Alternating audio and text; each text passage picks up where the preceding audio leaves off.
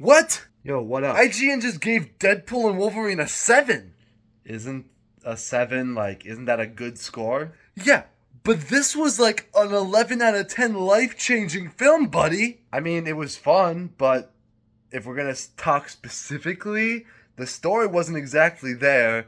The villain didn't have really any motivation, and for a film that's gonna change this little cinematic universe forever, it kind of left very little implications for the future of the MCU. Shut the fuck up, okay? I had fun watching this film.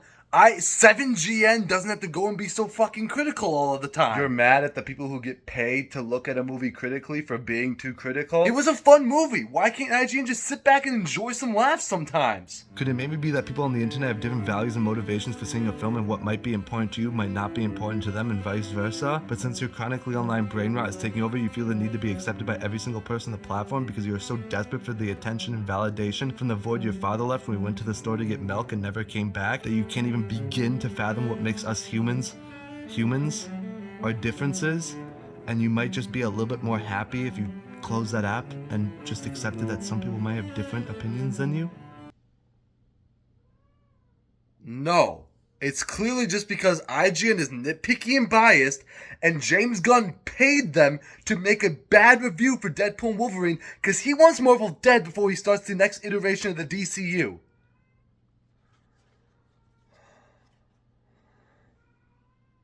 What? If this is another review, IGN just gave Winnie the Pooh Blood and Honey 2 a 6. They really need to start being more critical and actually reviewing some films. They're not paid to just sit down and enjoy them. I fucking hate you. What is up, you fantastic, wonderful people? Today I want to talk about critics. I always see a lot of hate for movie critics online, whether it's an actual human or an algorithm that compiles all reviews from critics and audiences into one score, but who cares, they're corrupt. I don't like to brag about it much, but I am chronically online way too much, so I see quite a few reviews, whether it's from an actual person or from an outlet or whatever, and honestly they are some of my favorite posts to come across because you would think that we were evolving as a species, as humans, you know? But then you go into the comments on a movie review and it's like, man, we're fucking devolving. If anything, we're evolving just backwards. Hey, future editing slash, yeah, I'm just going through these photos of the reviews from IGN, and I just found one that is so unbelievably stupid, I had to put it in here. Let me just read the comment first. Dude, I still can't believe y'all gave Deadpool and Wolverine a 7 when it was the best film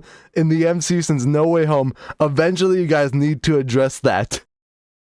This was on the Borderlands review that they did, weeks after Deadpool's been out. There's still people that comment. This was the most liked comment, 5,000 likes on the IGN post. And it's people still complaining that someone didn't like a movie as much as them. It's so fucking ridiculous. 5,000 likes! If you're an aspiring movie critic, I'm gonna give you a little bit of insider knowledge to the two types of reviews you can make. The critical review, where you're being overly critical and man, maybe you should just turn your brain off and enjoy it a little bit, bro. And 2, the overly optimistic review, because you actually gave it a good score because you enjoyed it, but I didn't enjoy that thing, so you were clearly paid off because I didn't enjoy that thing, and that makes no sense. Being a part of one of these massive review conglomerates is just always going to be a lose-lose. I mean, IGN is notorious for giving out 7s all the time. Deadpool and Wolverine, 7. It Ends With Us, 7. Inside Out 2, 7. Longlegs, 7. The Fall Guy, 7. Sting, 7. Kung Fu Panda 4, 7. Past Lives, 7. The Asus ROG Strix XG27 UCS gaming monitor, doesn't matter, it gets a 7. The Boys Season 4 Episode 7 gets a 7. Surfshark VPN got a 7. But they did give Chicken Run Dawn of the Nugget a 6 just to assure the public that they know more numbers than just 7. And yes, they do give out a lot of 7s, but they also give out a lot of other numbers. And yeah, they do give out a lot of 7s, but they give out a lot of other... Fuck, dude, I cannot get this right. And yes, they do give out a lot of 7s, but they give out a lot of other numbers too. However, nearly all the reviews do lean really positive. You'd be hard-pressed to find any review under a 5 on IGN.com. They exist, just not very plentiful. And let's be honest, God forbid they did give a movie a 5, because then you'd all just fucking complain that they're being overly critical and just need to sit down and enjoy the fucking film. Just look at their comments for the Harold and the Purple Crane review. They gave a 3. Let's see what they wrote about it. The first comment says, y'all always rate kids movies like adult movies. It's a kid movie. It doesn't have to have a perfect storyline. The kids are gonna enjoy it. Whoever is reviewing these children's movies obviously does not like them one bit, lol. Reviewing a children movie like it was made by Spielberg, Scorsese, etc. is crazy. It's a kids movie? Maybe because it's a kids movie and you should get kids to actually judge it?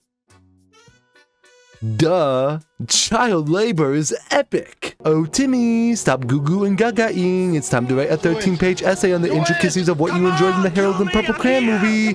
Those popsicles don't buy themselves, Timmy. Well, lucky for you, I may be 20 on the outside, but up here is a good old 8-year-old that still laughs at fart jokes and whenever someone says the word boob. So I think I'll do you the service of going to review this movie for you so an actual child can review the movie. Okay, let's go.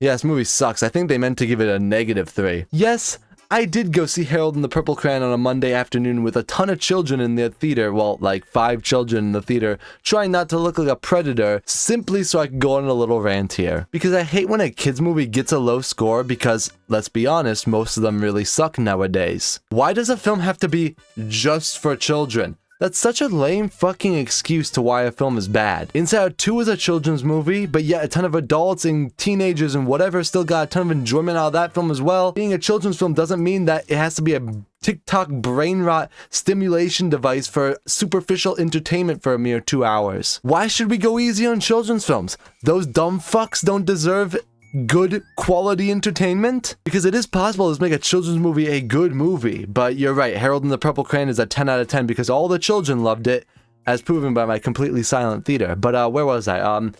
Oh yeah, IGN giving too many 7s. This is where you lose because a review conglomerate like IGN or any of the rest of them have a ton of people that they each send out into different things to review projects, and they send the people they specifically think will like those projects. So if there's a new Marvel movie coming out, IGN's gonna send their Marvel guy to go review it, which will lead to generally higher scores, not because they're paid off or biased, they are just genuinely a fan and probably genuinely like the film. A From Software game is coming up?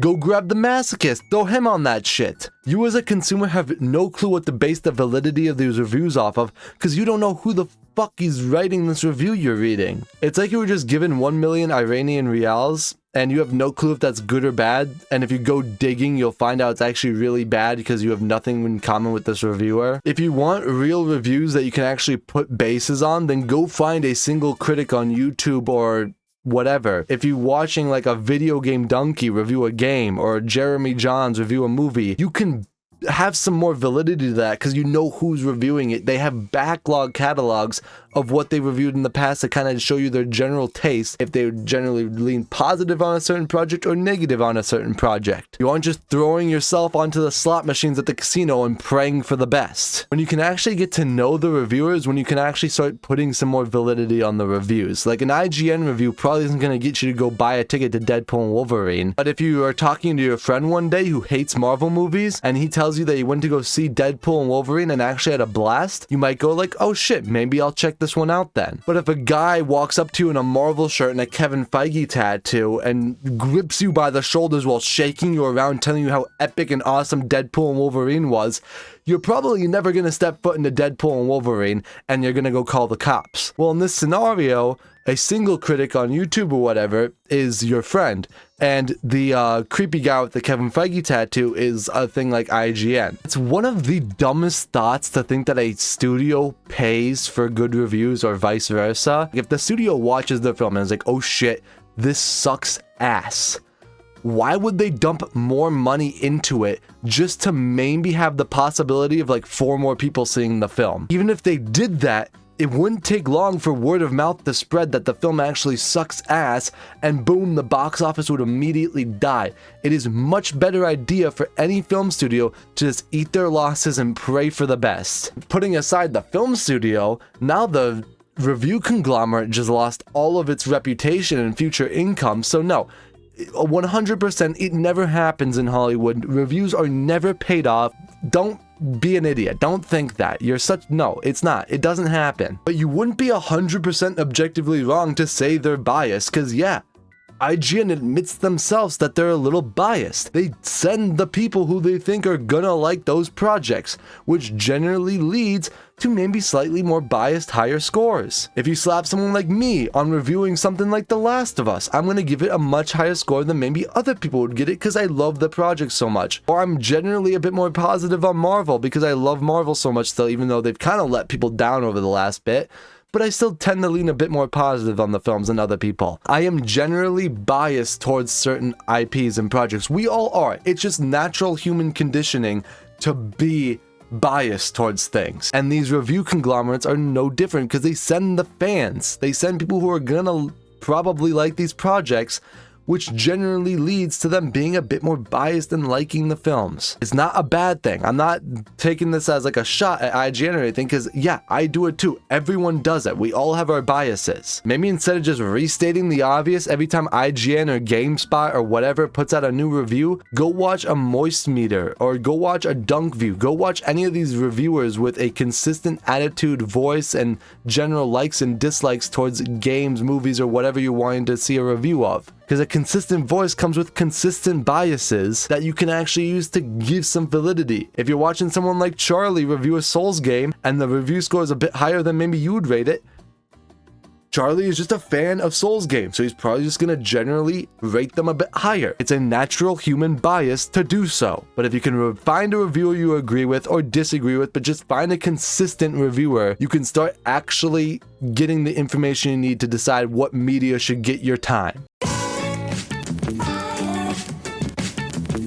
IGN is a review platform with its fair shares of ups and downs. Too many reviewers leads to little accountability for the reader and also unintentional biased reviews. That being said, the sheer amount of reviews is something to note, with a little something for everyone. Giving Deadpool a 7 when it's objectively the best MCU film since No Way Home, I decided, is another thing that I wish they would address. Overall, IGN is a review conglomerate that doesn't always hit the stars, but often avoids the cesspit. For more takes from a generic white guy, check out my video on long games of superhero fatigue, and for everything else in shitposting, keep it here at Sloshy.